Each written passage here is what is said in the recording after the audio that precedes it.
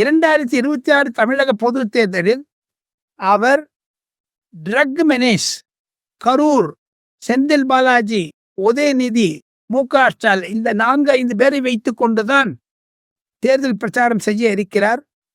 அவரை விஜயினுடைய பரப்புரைகளை எல்லாம் கரூருக்கு பிறகு ஒடுக்கி அமுக்கி சிதைச்சு அதுக்கு கிரஷ் பண்ணி, ஆங்கிலத்தில் சொல்வார்களை கிரஷ் பண்ண கசக்கி கொடுத்தாங்க.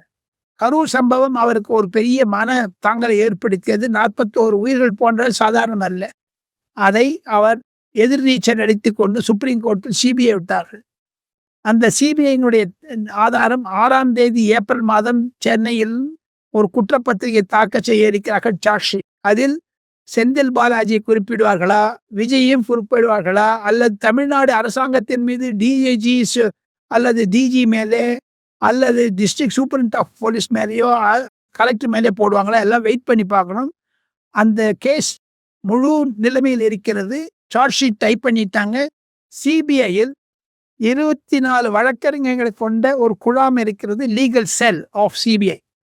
அந்த 24 பேர்ல ஒவ்வொரு ரீஜனுக்கும் ஒத்து வச்சுக்கோ. சதர்ன் ரீஜனில் இருக்க 3 பேரும் தென்னிந்தியர்கள். அவர்களில் 2 நான் நன்றாக அறிந்தவர். அவர்கள் வழக்கறிஞர்கள். சிபிஐ வழக்கறிஞர் கிடையாது, அதர் வழக்கறிஞர் அவர் எடுத்துவாங்க ஆன் போர்டு. அவர்கள் 1480 பக்கம் சார்ஜ் ஷீட் தயார் பண்ணிட்டாங்க. எல்லாம் வெட்டிங் பண்ணிட்டு இருக்காங்க. எந்த இன்வெஸ்டிகேட்டிங் ஆஃபீஸர் அந்த சார்ஜ் ஷீட்டை லீகல் சைடை கூப்பிட்டுருவாங்க. இப்போ லீகல் சைடில் இந்த 2 நாளில் வெளில வந்துடும். அது அஜய் ரஸ்தோகி நீதியரசர் முன்னாடி போகும், சுப்ரீம் கோர்ட்டில் காமிப்பாங்க, பிறகு சிபிஐ கோர்ட்டில் தாக்கல் பண்ணுவாங்க. இப்போ பாருங்க, அது வரும்பொழுது தமிழக அரசியலில் ஒரு மாறுதலை கொண்டு வரும் கரூரினுடைய சார்ஜ் ஷீட்.